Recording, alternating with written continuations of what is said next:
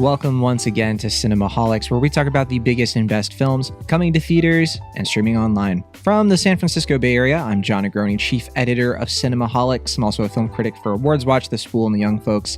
And, you know, I don't need an origin story for you to know that I am scared of Dalmatians.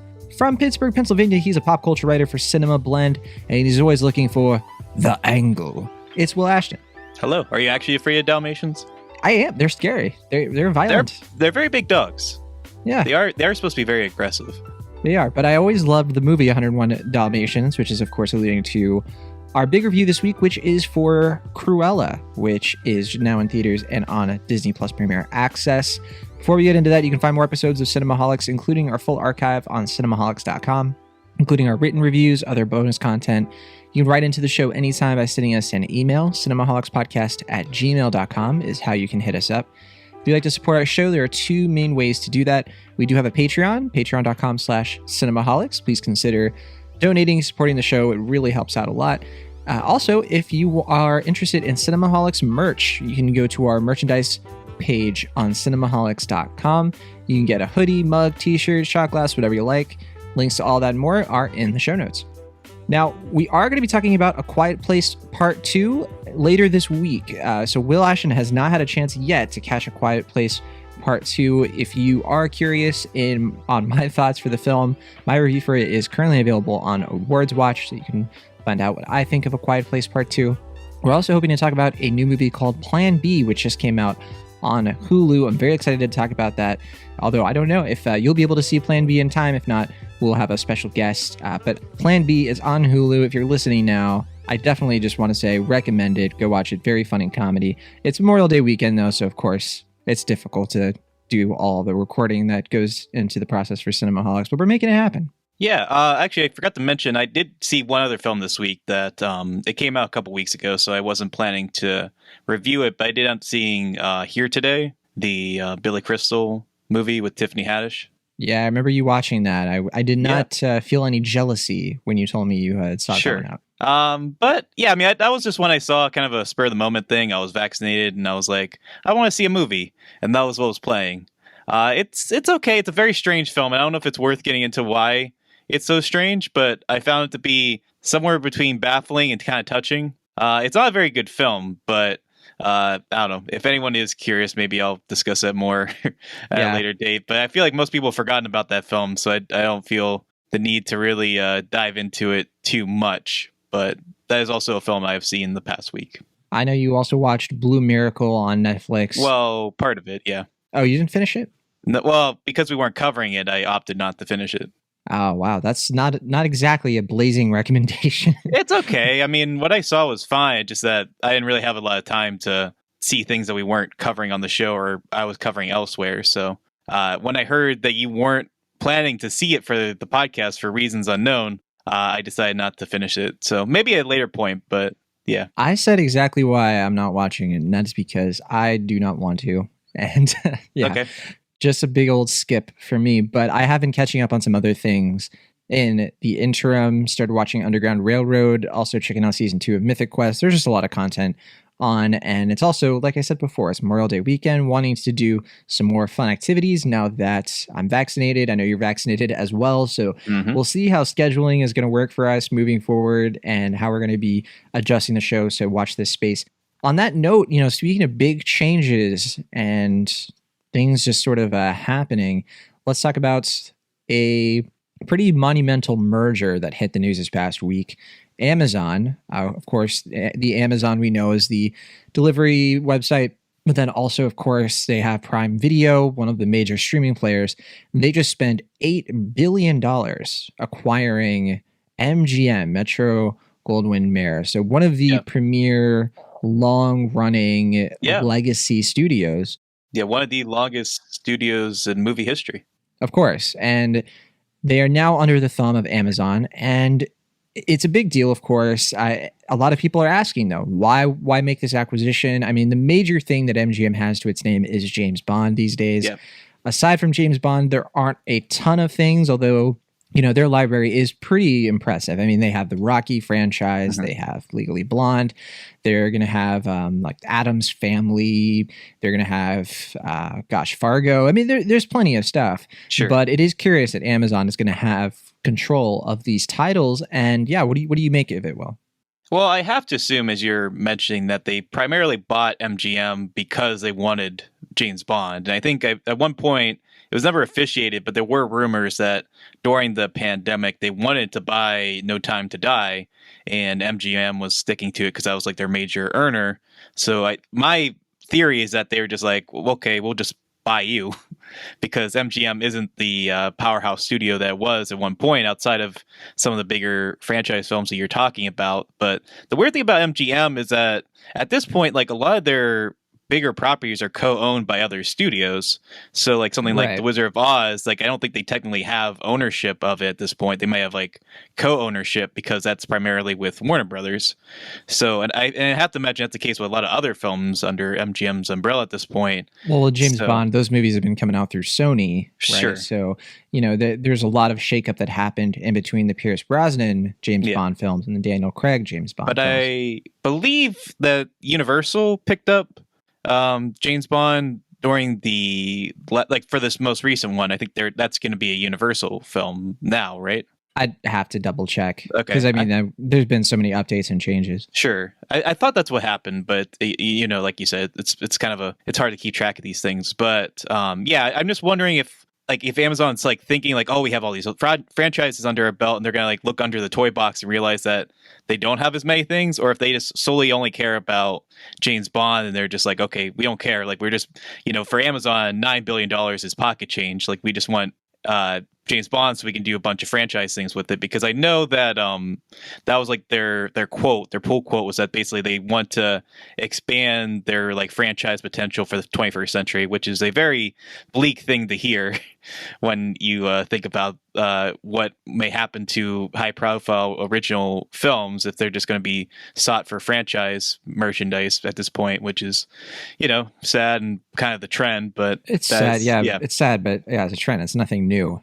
For Sure. me, I've become so beaten down by this sort of thing. Yeah. Like, it doesn't really phase me at this point. It's like, yeah, of course. I mean, it's just Right. par for the course. I think a lot of people are sort of being submissive to the news, considering a year ago we weren't sure if movies were going to survive the year, and a lot of people are looking at this sort of thing with more optimism, I guess, for that reason. But yeah, of course. I mean, Maybe. it's just. I know some people are, because they just sort of see franchises as commodities and not necessarily artistic endeavors. So I did double check it, and I was a little, I wasn't sure about Universal. So the deal is, it is a little complicated. Universal is going to be distributing, but only internationally. It's still MGM in North America, and Sure. that's only because Sony's contract with them did expire after Spectre.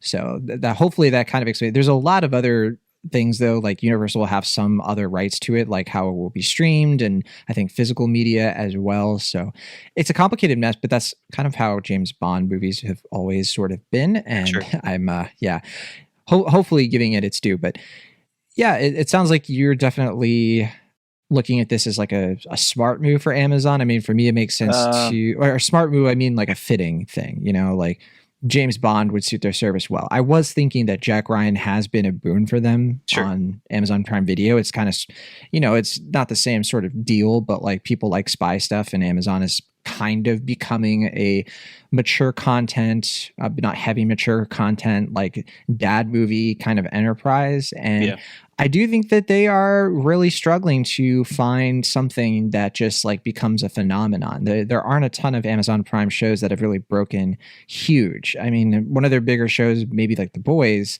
and even that feels pretty niche compared to a lot of the other breakout hits we've seen on other streaming services, like Netflix or even Apple TVs, like Ted Lasso. I mean, there's just like critical darlings that show up here and there.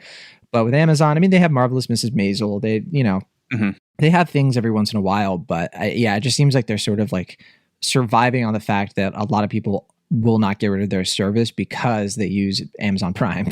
Yeah, but that's the thing, right? Because they're kind of in the same boat as Netflix. Because as you were mentioning, they have Underground Railroad, which by all measures should be like something they should be widely promoting and celebrating. Like, hey, we got the new film from one of our most revered filmmakers based on a Pulitzer Prize winning novel, and It's a it's like, series. yeah, it's a series, and they just kind of dumped it unceremoniously, a couple weeks ago, to the point where like critics had to be like, hey, like don't forget about this amazing show that Amazon just doesn't really seem Oh to yeah.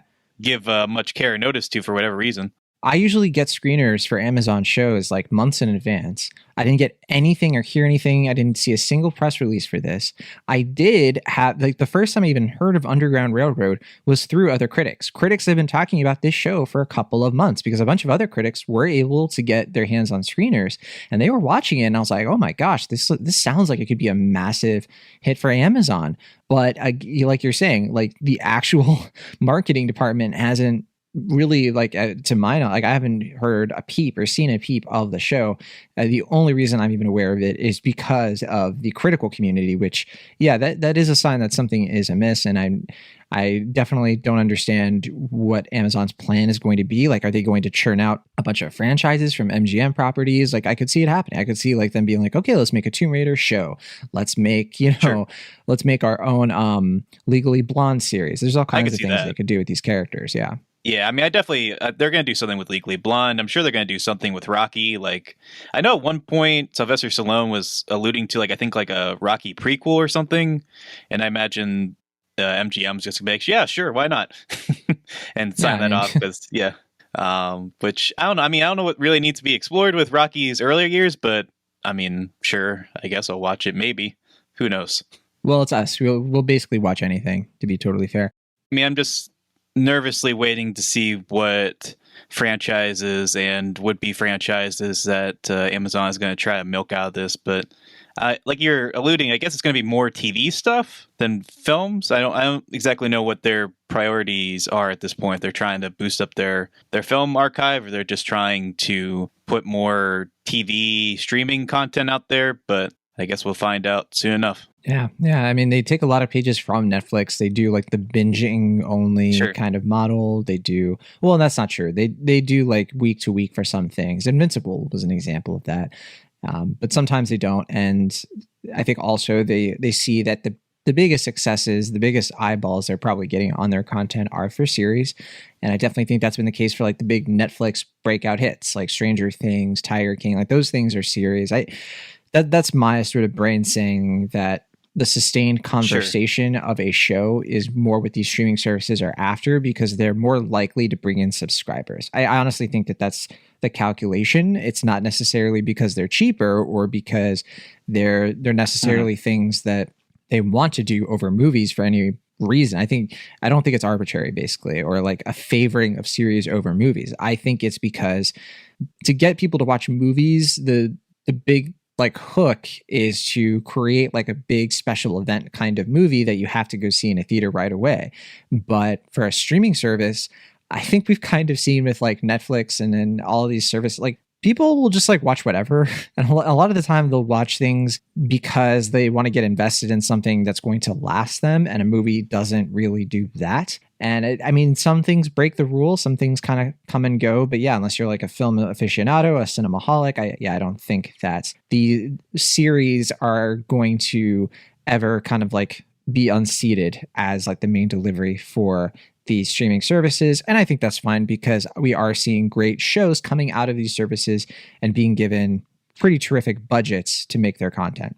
Yeah, so you're saying that something like Underground Railroad or like Small Axe, like that's kind of a long-term play. Like they're not expecting those to like really make an impact as soon as they air, but like over time, or like maybe like when the Emmys are coming around and people go back and check them out, that's when people will be inclined to seek them More out, or less. as opposed to something like as like The Boys, where it's just like more of an event series. So they're kind of trying to play both cards. I think that they're trying to bring like the cinematic franchise into a series form that they have an excuse to keep doing year after year without sequel expectations.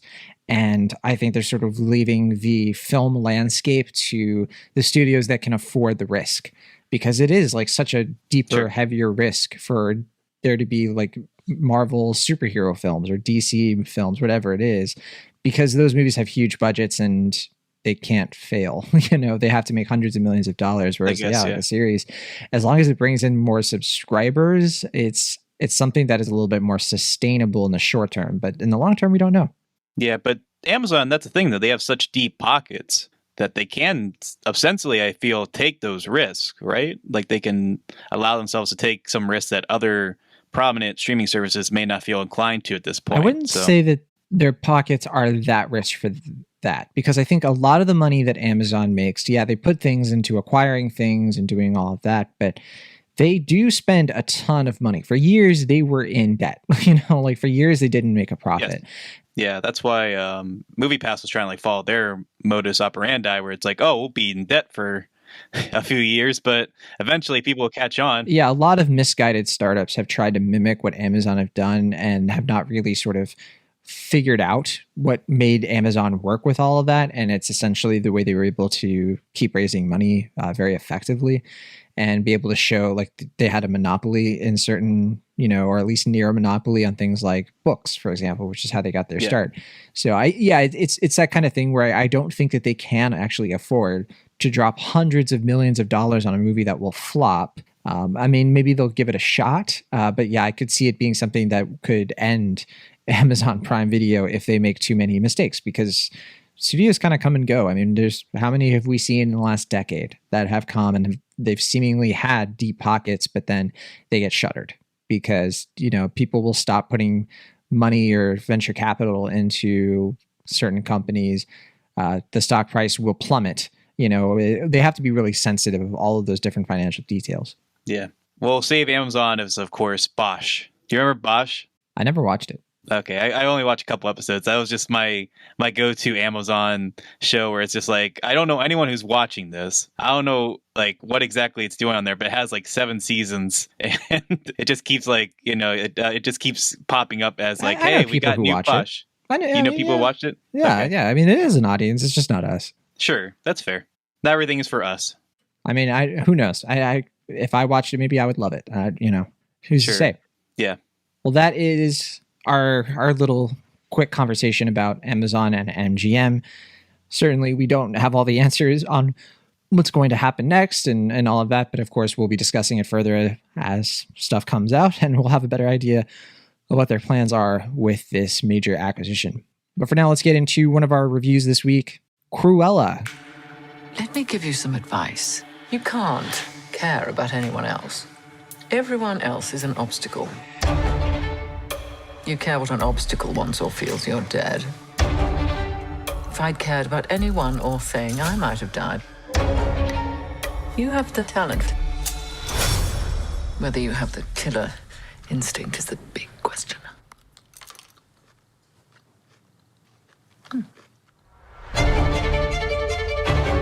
She thought she owned everyone. It's foolish. Unhinged. Well, you're fired. Why are you speaking? I think you've nicked me. But there's something about poetic justice that's just so poetic. You won't admit you love me, and so how Do you have a light? ever to know? You always tell me. Get her. This doesn't have to be a scene. It really, really does. I'd like to remind you all that I'm doing this in heels. What was your name? Cruella. If you can make your mind up, we'll never get started. I want to make trouble. You in? I do love trouble. Being hard. You have a bit of an extreme side. Yes, darling. And what fun that is.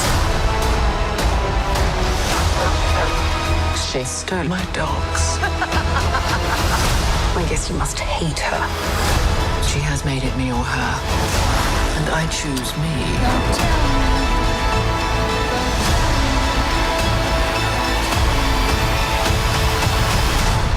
Don't worry. There's lots more bad things coming. Perhaps.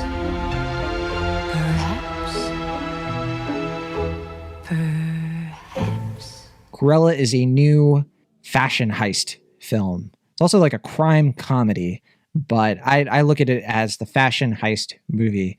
And I know we've gotten some fashion heist movies before. The first one I think of is kind of Ocean's 8. Now they weren't like, I guess they were stealing fashion, but like the whole point of Ocean's 8, right, was big heist movie in the spirit of Ocean's 11 and the universe of Ocean's 11, but we're going to pull off this heist wearing fantastic clothes and it's in like sort of this like art and fine arts kind of world and all of that. Cruella, though, is fascinating in the sense that it is a Disney live action reimagining of Cruella de Vil, the iconic villain from the 1961 animated film 101 Dalmatians, which you and I both rewatched over the last week, kind of without telling each other. It kind of just happened. Sure.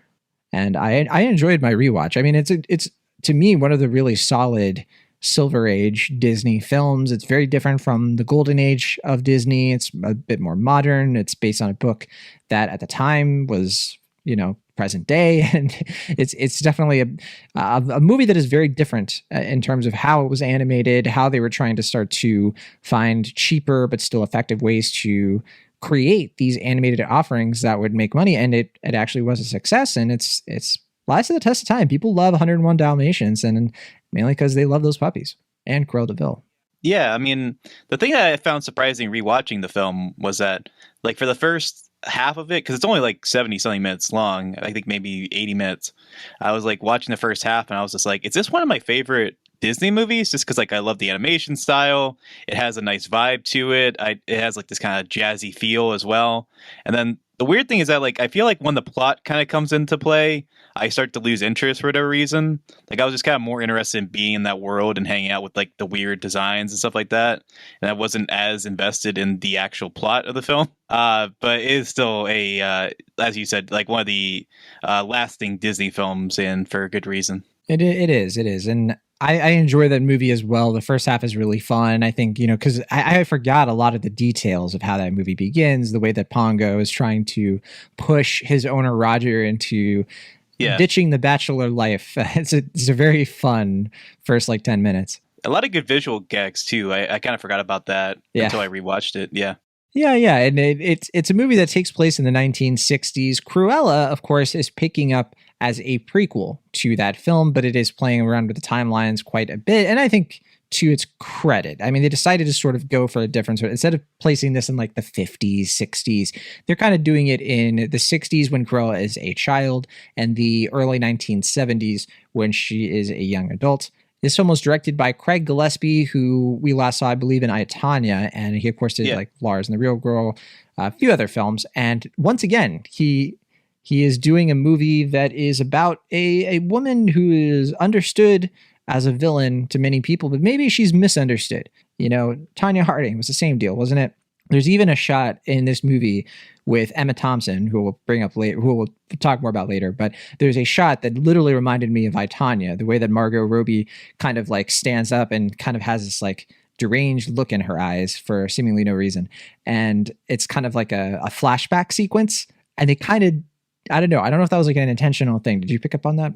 I mean, I saw just like kind of broad similarities between this film and I, Tonya. Though I was going to ask, to your earlier point, is this supposed to be more of a revisionist take on, or is this supposed to be a prequel to the live action Glenn Close 101 Dalmatians? I think it's a reimagining through and through. Because like timeline, if she's like a child in the 60s and kind of coming into her own in the 70s, it would make sense, I guess, if she was like around Glenn Close's age in the first live action 101 Dalmatians. I know Glenn Close was a producer on this film, so I wasn't sure if that was like what was leading up to, or if they're just kind of doing their own thing entirely, because it didn't feel that connected to the animated film outside of like a few nods and touches. No, I don't think that this movie is supposed to be like a actual prequel. Like, to what you're saying, I don't think like the live action 101 Dalmatians is supposed to be, because I think that movie takes place in the 90s instead of the 1960s. Yep. I don't think the timeline would really work out there, because I think that we see, I don't want to give certain things away, but we see certain characters in Cruella that it wouldn't make sense for them to be like 20 years later. So yeah, I'm gonna push back on that. I just think that it is a reimagining all the way through. They're trying something totally. Yeah, that's why I figured. I think they're gonna make another 101 Dalmatians in this timeline. It's like it's a multiverse for Dalmatians, I guess.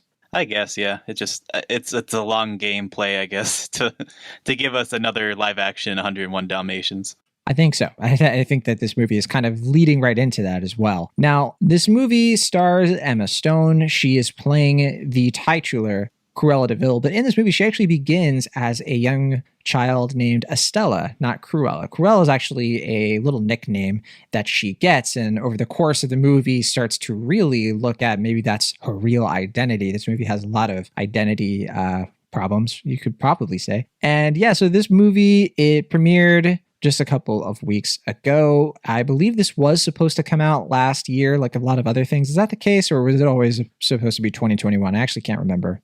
I forget. Yeah, I thought it was supposed to come out in like fall of 2020, but I don't remember exactly, truth be told. Yeah, because they finished filming the movie in 2019, so that's what made me think, oh, were they supposed to, But I don't remember hearing much about it. I think if I had to guess, I think they were looking at it being like a holiday movie, and which would make a lot of sense. Like I could see this coming out like around Christmas Day, and I think that was like the actual plan. But of course, the pandemic kind of pushed everything a little bit. This one's not getting as dramatic a delay as some other films we've had to talk about, but it is now available to watch in theaters. It's also on Disney Premier Access for an extra $30.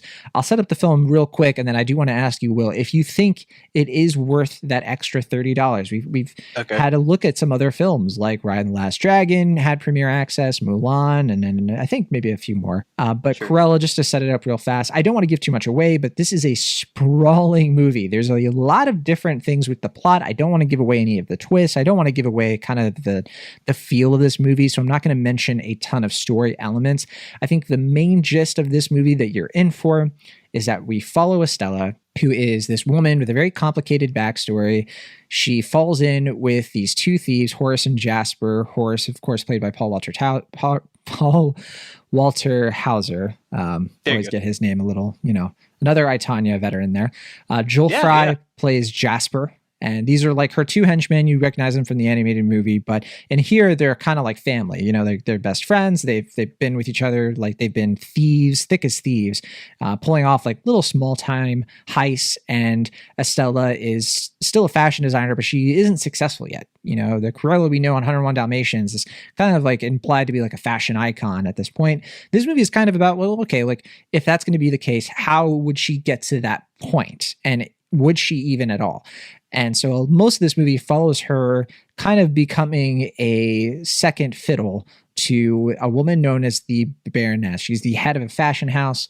She's played by Emma Thompson, as we mentioned earlier, and she is sort of like the prototypical Cruella de Vil, but a more restrained, kind of channeling Meryl Streep from Devil Wears Prada. For a good chunk of this movie, it is borrowing a huge emotional and logistical weight from the Devil Wears Prada formula. I believe one of the screenwriters, in fact, was a screenwriter for Devil Wears Prada, in fact. The screenplay is by Dana Fox and Tony McNamara. But yeah, so that's like the main thing of this movie. And she's sort of like trying to live up to and sort of become this like fashion powerhouse, and she sees Cruella, like the moniker of Cruella, is like, maybe that's my way to do it. Maybe that's how I can break into this industry. She goes for a very 70s rock and roll aesthetic to try to buck tradition. And she also maybe has a little bit of a revenge story out. She feels like certain people have wronged her, and we sort of see her slide into villainy. And to be clear, that is just like a piece of this movie. There's a lot more to it, a lot more than I was expecting. But Will, back to the big important question. Do you think Cruella is worth $30 on Disney Plus Premier Access? And if so, for who? Well, to answer your initial question, the movie, I guess, was originally supposed to come out on December 23rd of 2020, but it got delayed in 2019 to its May release date. So sort of unintentionally, it worked out in its favor, I guess, to come out now, because it wasn't actually moved because of the pandemic, but it was delayed. So, okay. Yeah, according to Wikipedia, at least, that's what happened. But to answer your other question, I personally would not pay $30 for this movie unless you're like a family and you were going to spend upwards of $50 and you don't feel comfortable going to the theater. I could understand justifying that cost, but I mean, I went with my sisters and we could have spent $30 to see it at home, or collectively we could have spent, I guess, actually less than 30 because I had Amazon or AMC A-list. So I ended up spending less to see in theaters. So I would personally say if you're going to check it out, it's better in theaters because it does have a pretty, cinematic style to it. It does pop on the screen. Like I think it plays better on the big screen than it would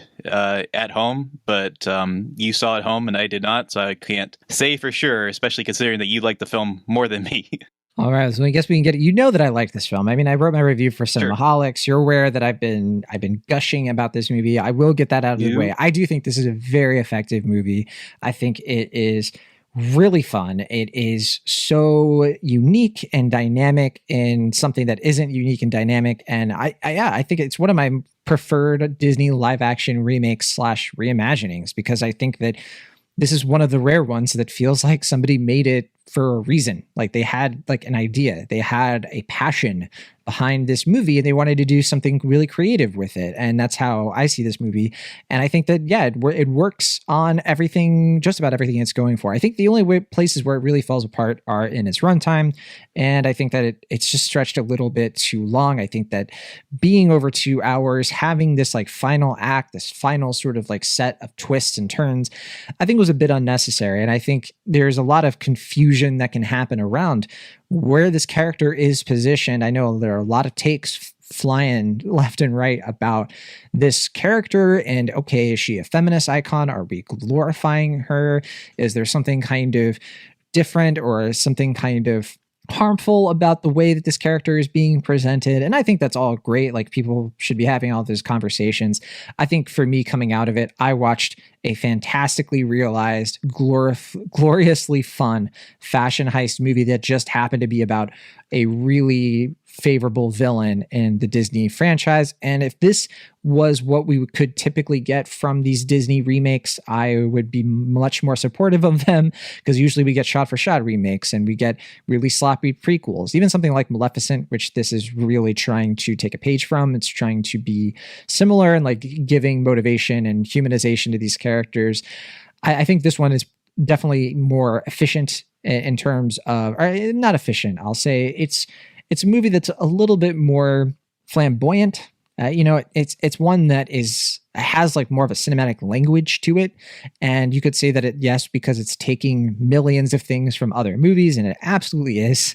But I do think it's blending it all together into something that's really fun. I think that some things here will trip people up. The soundtrack is pretty hot and heavy. I think that most of the songs here are wonderful and they find great ways to incorporate it, but it does wear a little thin because they rely on the soundtrack a bit too much. And so, yeah, this is one of the few things about this movie I will say less could have been more. But other than that, I am super happy with this movie. I've seen it twice, and I would agree with you that, yeah, watching it for $30 is a bit steep. I think seeing it in a theater probably would have been preferable. I think if you could see it with a group of people to make the $30 worth it, and you're interested, if you liked the trailer, all of that good stuff, I think this one's definitely worth a watch if you're interested. And I know it's polarizing people. It sounds like it's going to polarize us. So what did you think of this one? I guess I thought it was fine. I can see why it sparks some discourse because it's a Disney film, and I guess by virtue of social media, we have to discuss the new Disney thing. But I would agree with you in that I found this to be preferable to the shot-for-shot remakes of something like The Lion King or Aladdin, where it just feels like big name directors are coming in to fulfill the executives' objectives, I guess, as far as like we just kind of want the same film again. Yeah, like do what that film did, but do it again. And I will give the movie credit in that it is doing its own thing comparatively to that. Like it has a point of view. It's trying to have some flair, have a little bit of pep in its step. But at the same time, as you're also sort of alluding, it doesn't really have its own style. It's sort of a bit of a paché. It's trying to do many things from other different filmmakers and many other different films, sometimes effectively and sometimes not. I do think the beginning of the film, maybe around like the first hour or so is fine. I was actually kind of with it for the beginning when we were following the early upbringing of Cruella. It is sort of derivative in its own storytelling, but I do think that, as you're kind of suggesting, that Craig Gillespie is putting a lot of flair, and he's definitely doing a lot. I personally found the soundtrack to be a bit obnoxious, and some of the choices to be unpreferable. Not that the songs themselves are bad, but I just found the placing of them to be a bit silly and eye-rolly, considering also that the score here is generally pretty good. It's what's his name, Nicholas Brittle or Britell? Yeah, it's either Brittle, yeah, something like that. Nicholas Brittle. It's the guy who did the scores for the past two Barry Jenkins films, including yeah, If Beale Street Moonlight, Could If Talk. Beale Could Talk. Yeah, Beale Street. Yeah, Could Talk. which is, that's a great score, and I don't think this score is comparatively as good, but it's a little bit more inspired. I was listening to it just before we were recording, and it is, I think, I kind of wish the movie was willing to indulge its kind of bolder aspects, but it does feel like the movie, it has too many cooks in the kitchen, in terms of like, I can clearly see where the Disney executives are going like, well, don't do that, or like, okay, you can do this, but can we also do this?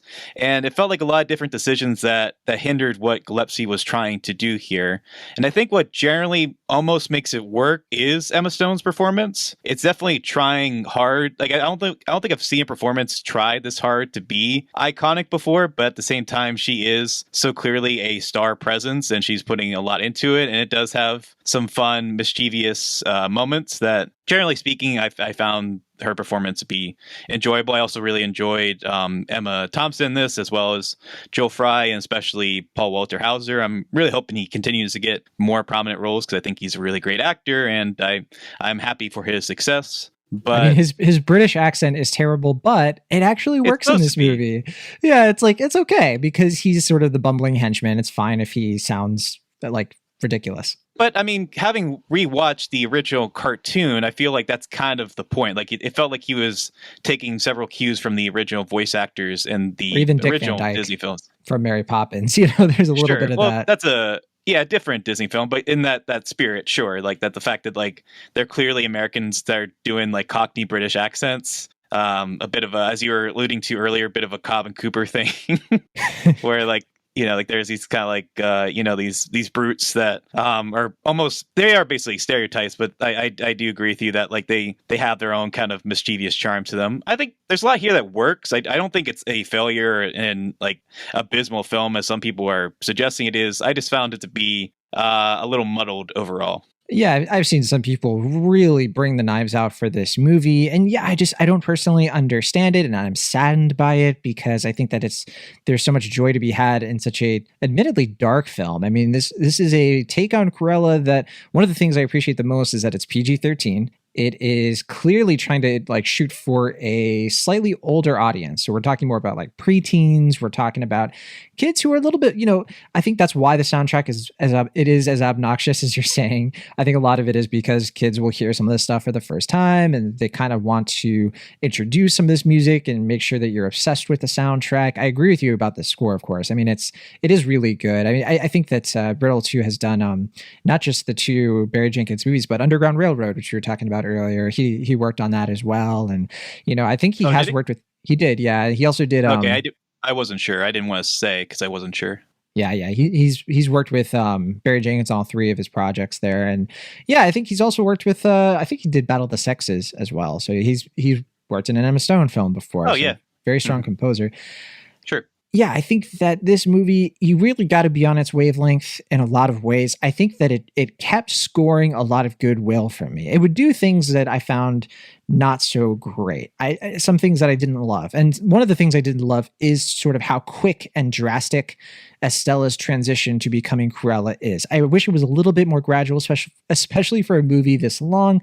There are some threads that they have with the way that her persona is like a disassociative thing, where she clearly is having some sort of like double personality, and the movie is really sloppy with that sort of thing. And it's a shame, because I think there is an opportunity to make this movie a bit more meta, and it is meta in other ways. Like, it's very meta about the Cruella character. There are a lot of things in this reimagining where it sort of implies the caricature of Cruella as sort of being a sham, the one that we sort of understand from the adaptation adaptation of the novel, the original animated film, the live action film with Glenn Close.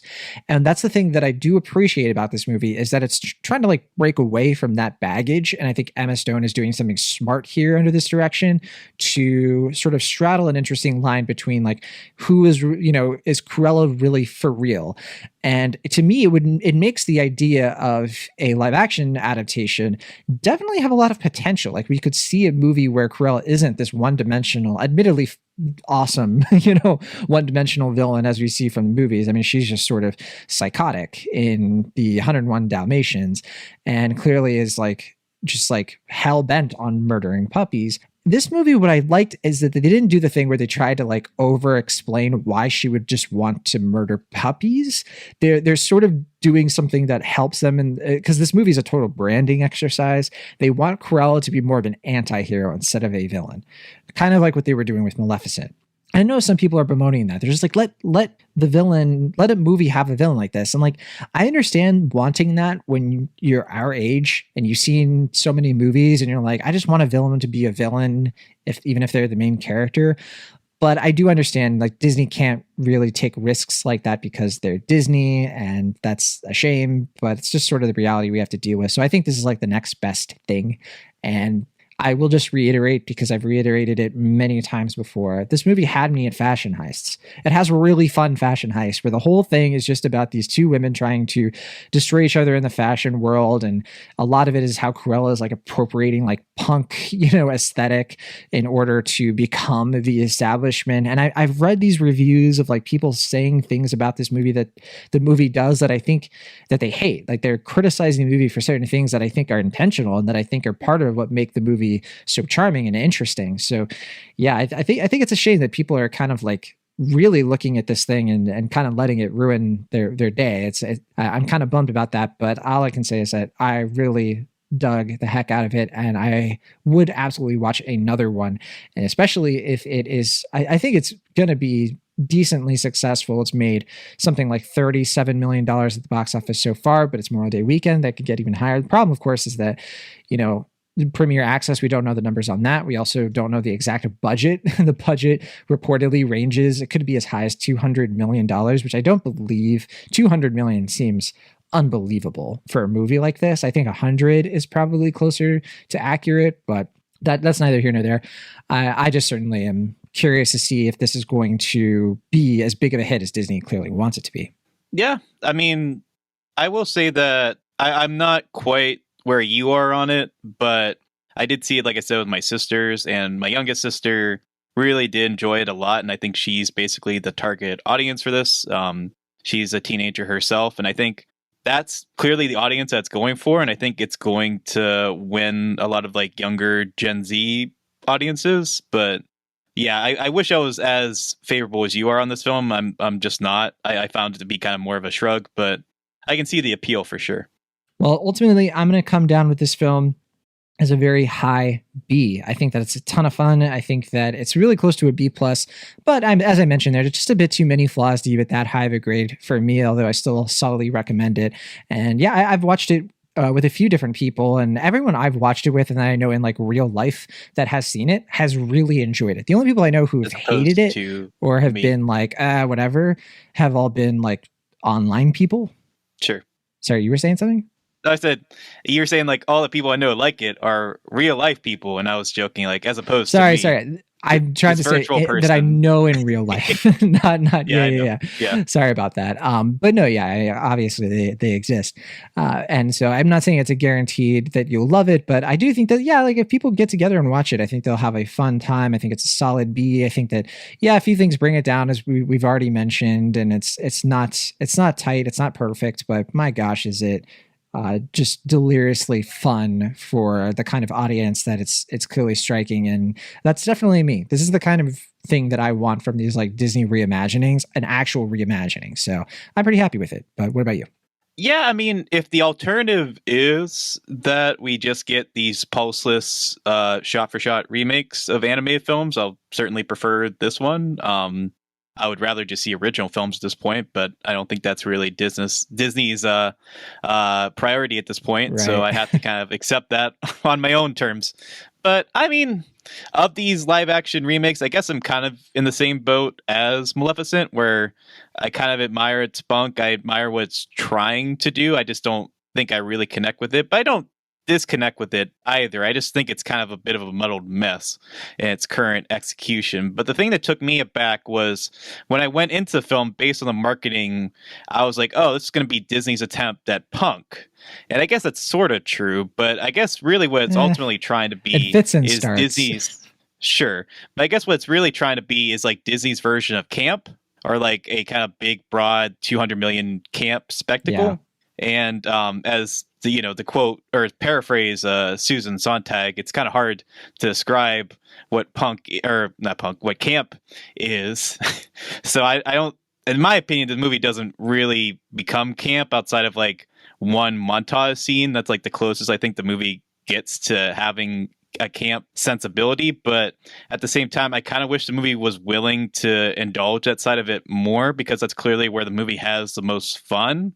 And I get the vibe that kind of similar to that Met Gala from like 2019, where like the theme was camp and like everyone just had a different idea of what camp is. That I guess Disney itself just doesn't really have a firm definition of what they want camp to be.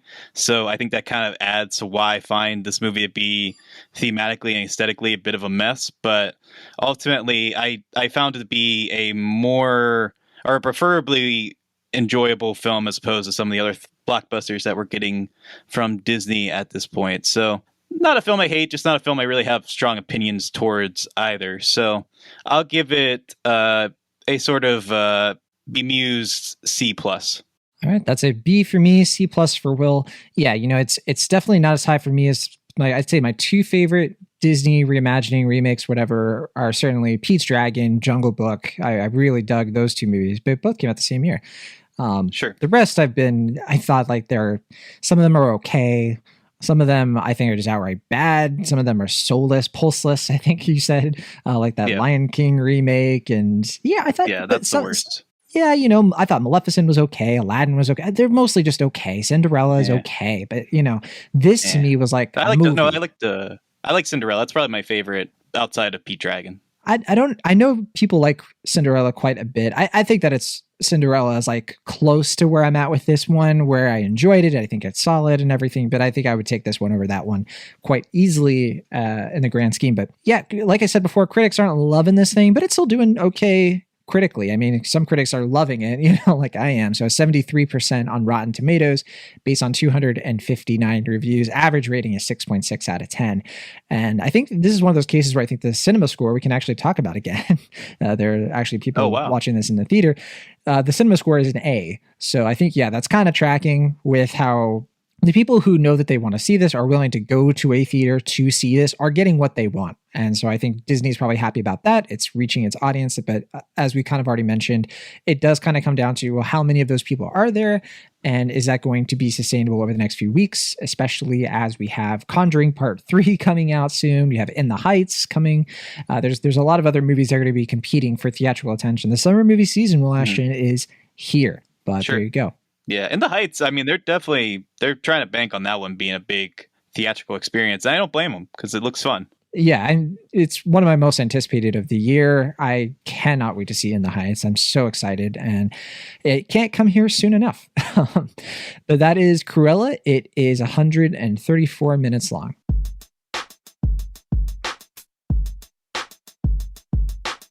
Thank you so much for listening to our show. Be sure to subscribe to Cinemaholics on your favorite podcast app of choice, or find us on YouTube. See you all next time.